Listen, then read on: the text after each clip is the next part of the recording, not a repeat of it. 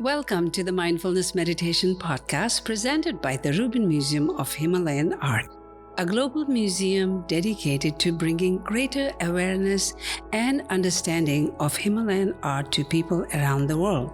I'm your host, Tashi Churdern. Every Thursday, we offer a meditation session at New York Insight Meditation Center that draws inspiration from an artwork from the Rubin's collection and is led by a prominent meditation teacher. This podcast is a recording of our weekly in-person practice. The description of each episode includes information about the theme for that week's session and an image of the related artwork. Our Mindfulness Meditation Podcast is presented in partnership with Sharon Salzberg and teachers from the New York Insight Meditation Center, the Interdependence Project, and Parabola Magazine, and supported by the Frederick P. Lenz Foundation for American Buddhism. And now, please enjoy your practice. Good afternoon, and Tashi Deleg. Welcome to the Rubin Museum of Himalayan Art's Mindfulness Meditation Program at the New York Insight Meditation Center. I'm Tashi Churdern, Himalayan Programs and Communities Ambassador, and I'm delighted to be your host today. The Rubin is a global hub for Himalayan art, and we are so glad to have all of you join us for our weekly program where we combine art and meditation. Inspired by our collection, we will first take a deep look at the work of art we have chosen for today. We will then hear a brief talk from our teacher, Elaine Retholtz, and then we will have a short sit, 15 to 20 minutes, for the meditation guided by her. Let's take a look at today's theme and artwork.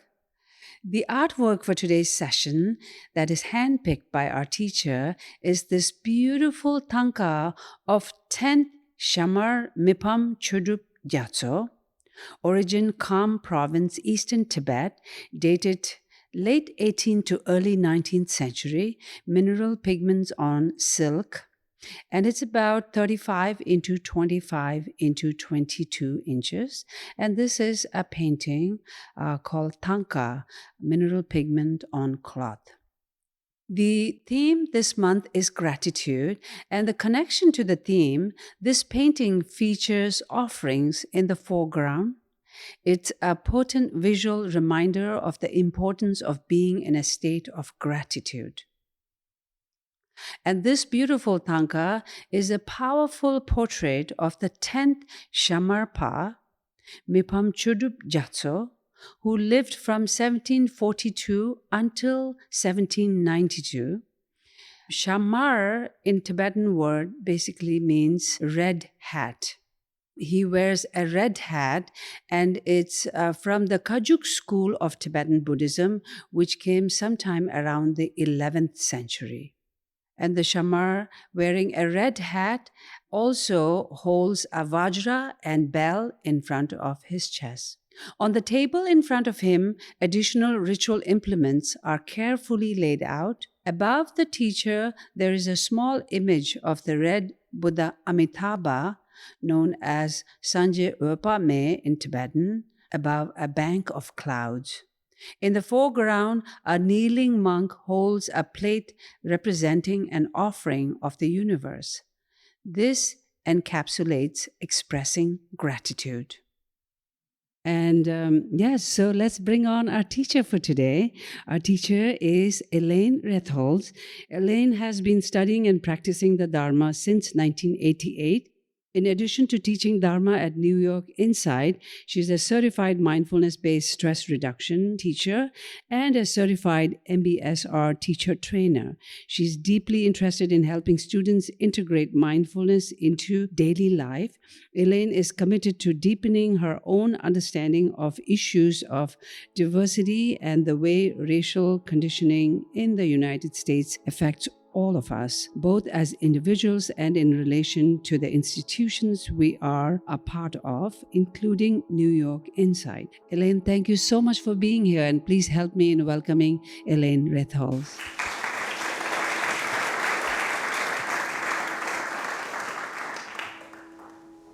Hi, everyone. I'm happy to be here, grateful to be here. hope you're grateful to be here too. So when I was looking at this art, and in the email that we received, what it said was that the connection to the theme actually had to do with the offering, that there are actually 6 items on there, one for each of the 5 senses, and I assume the other one is for the mind, because in Buddhism there are 6 senses. And I thought that would be a great reflection to have about how opening to our senses and receiving the gifts through our senses is a source of gratitude, or can be. And a lot of us come to practice or think of meditation as a time when we close off our senses. Or a lot of us think of maybe we experience fear about receiving pleasantness through our senses because we're afraid we'll get attached and cling and desire, and we all know where that goes, so we're afraid. And yet the Buddha's teachings actually talk, we come and we want a calm mind and we think everything else is in the way. But the Buddha's teachings actually teach us that opening to gladness, opening to appreciation, opening to happiness calms the body, and with a calm body, the mind settles. So we usually put it opposite, but actually learning to open to, through our senses, to experience what's right. And this is so important in this time, to actually begin to focus through our senses on what's not wrong, what's good enough, what's even great, can connect us and ground us in a way that lays the good foundation for collectedness and practice. And I've been reading this book called Better in Every Sense by Norm Farb and Zindel Siegel. Some of you may have heard those names. Zindel Siegel is one of the creators of mindfulness-based cognitive therapy. And they're both neuroscientists. And so they've been doing brain studies on people who take, I guess an MBSR or an MBCT course, and those that don't, and also studying people who suffer from chronic depression and chronic relapse. And it's interesting what they found. What they found is that there are 2 things that are really helpful. One is an ability to begin to tolerate distress. And isn't this what we're cultivating in our practice, this capacity to be with everything, even those things that we would prefer weren't here? Not always easy, but this is. And the other part has to do with being able to have access to sensory input. What they found is that when they study folks who suffer from depression, so for those of you in this room who have had instances of depression, what they found is that in the middle of that, it's actually very hard to access how things are directly through our senses, to notice even if it's unpleasant. That instead, what happens when we're in that place is that we're relating to concept. We're relating to ideas about how things are. We're relating to ideas about what we believe is how things always were. We're relating to ideas and projections into the future of how things will always be. And we're not actually able to just pause and look around and, that expression, time to smell the roses, to actually see and smell and hear and taste and touch and connect with what's actually here now. And so this painting, I think, is pointing to that how being open to what is available to us can really connect us to gratitude, even when it's terrible. Even when it's terrible. I remember on one retreat, do you know what an earworm is? This song that gets stuck in your brain over and over. And on one retreat years ago, I kept having the phrase, I'd rather be blue thinking of you than be happy with anybody else. I hope it doesn't end up in your brains right now. But what I really understood about that was that I was really grateful for this opportunity to just be with whatever was arising in my mind and heart, even when it was sorrow, even when it was regret, even when it, in those moments when it was like normally, oh, I wish this weren't here, but to be able to be grateful to have that presence. So before we sit, I wanted to just this other thing that came to mind, Atisha, who was I guess a 9th and 10th century Indian Buddhist scholar and saint, had these 7 kind of bullet points that came to me. And I think that it's this week of all weeks, I find that it's really helpful to me. Consider all phenomena to be dreams. Don't be swayed by outer circumstances. Be grateful for everyone. And I often translate this as be grateful for everything as well. Don't brood over the faults of others. Just think about whatever your political views are, what's been in the air this week. Explore the nature of unborn awareness. At all times, simply rely on a joyful mind. Do you feel like that's okay? Is it okay to rely on a joyful mind? And I love the last one. Don't expect a standing ovation. But because sometimes when we're good or patient or anything, we expect people to congratulate us and so on. But the sense of be grateful for everything. Don't be swayed by outer circumstances. So let's take some time to practice now. And before you close your eyes, maybe looking around this beautiful space. Maybe the shades are down, so maybe you can't see out the windows. Look around at the beautiful people sitting here, ready to practice with you. And as you're ready, you can lower your gaze if that's what supports you.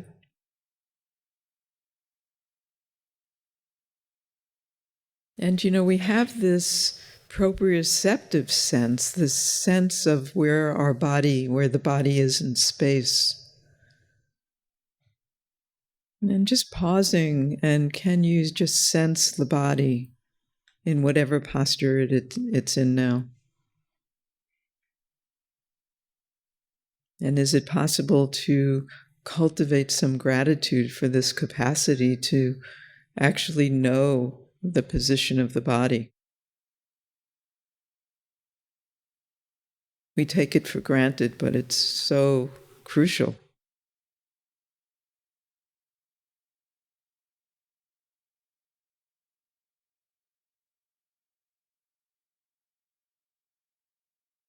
Bringing awareness now, receiving the sense of being held by the earth. Feet on the floor, seat on the chair.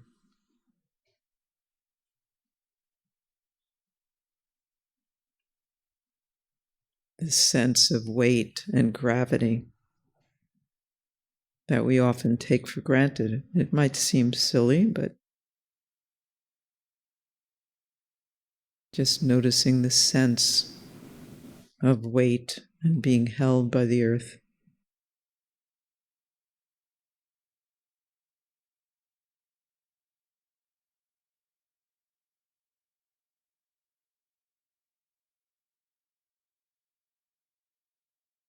And perhaps as we sit here aware of the body, becoming aware of this body breathing,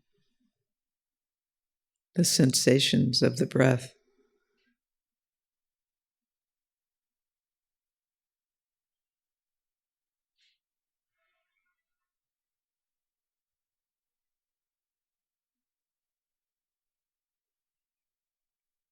Sometimes these sensations can be pleasant, sometimes unpleasant.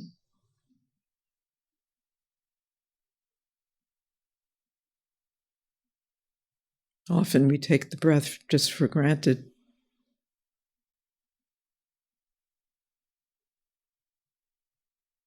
Can there be gratitude just receiving the breath?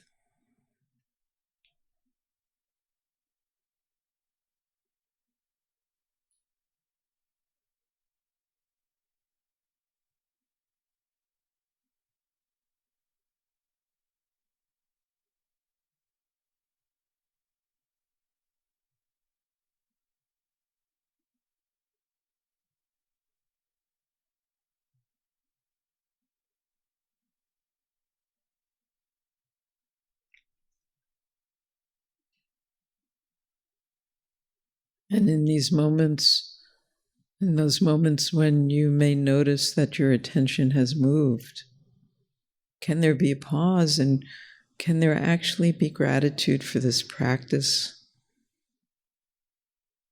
that we've been cultivating that gives us the capacity or increases our capacity to notice when we've wandered from our intention? And this heart that we've been cultivating that is willing without judgment to pause and to continue the practice.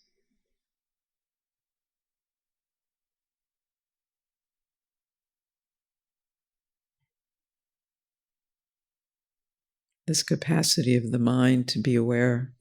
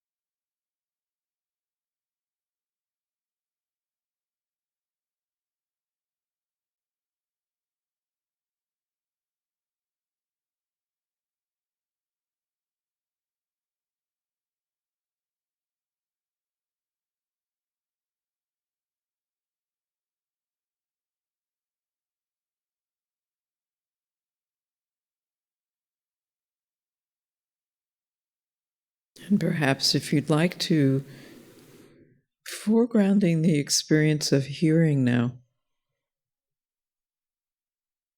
just receiving sounds.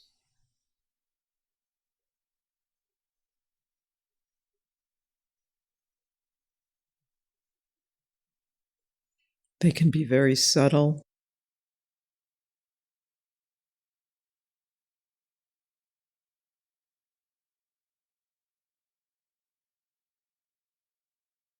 At times they can be loud. They can be pleasant or unpleasant.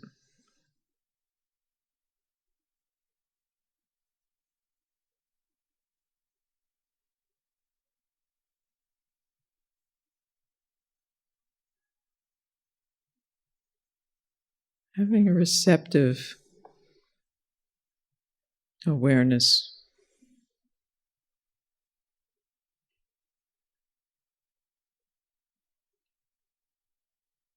Grateful for the capacity to hear.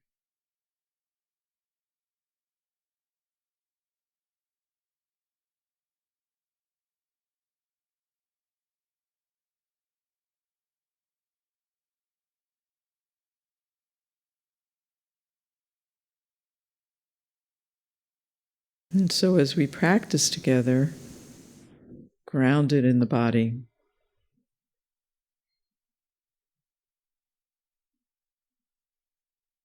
is it possible to receive the gifts of the senses without being swept away?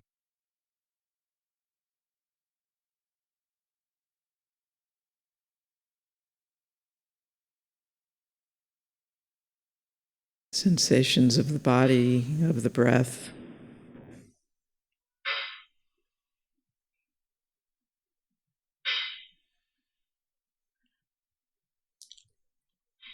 Perhaps opening to the music of the building and of New York City itself.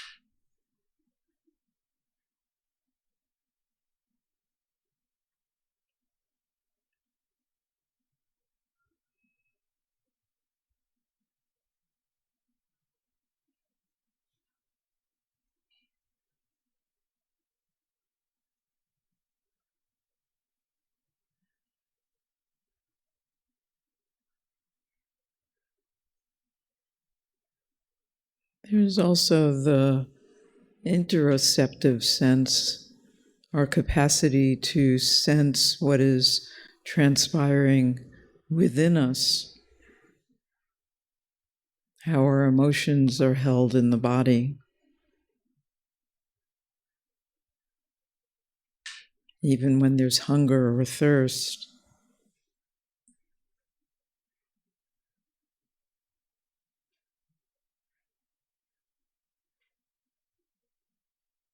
I've been thinking about how the Buddha, in the four foundations of mindfulness, after each instruction said internally, externally, and both internally and externally. And is it possible that in doing this we can be cultivating gratitude for ourselves, for each other, for the world around us?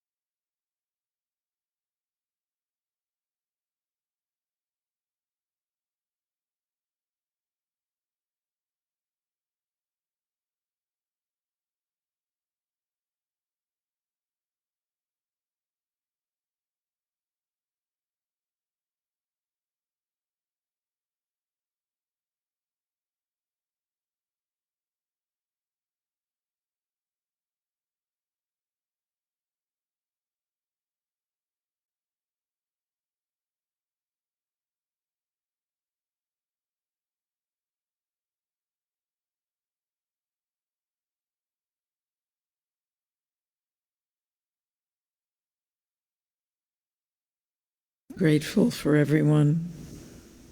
Grateful for everything.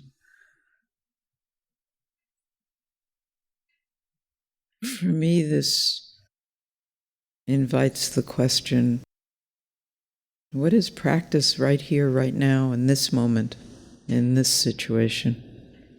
Grateful for the opportunity to practice.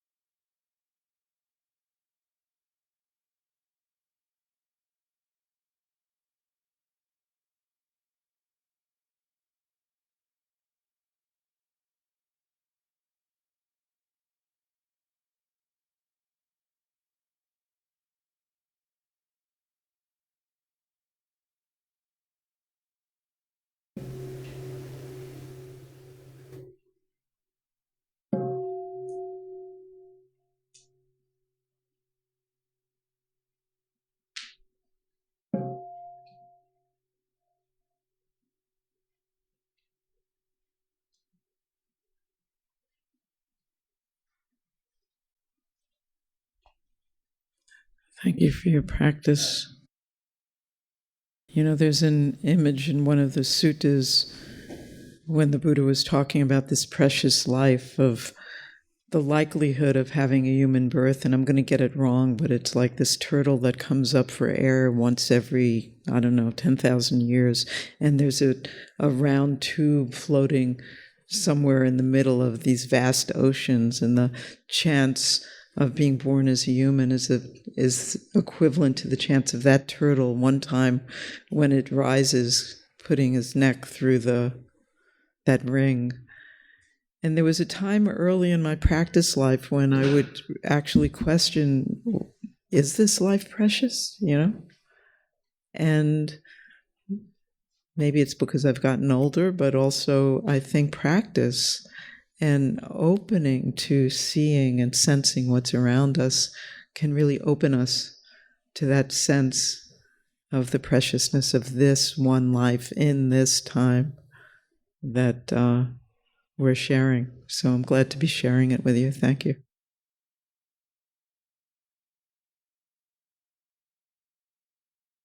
Thank you. Thank you so much for that wonderful session, Elaine.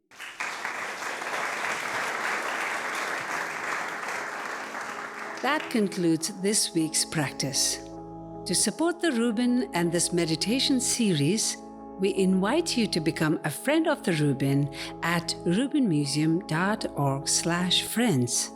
If you are looking for more inspiring content, please check out our other podcast, Awaken, which uses art to explore the dynamic paths to enlightenment and what it means to wake up.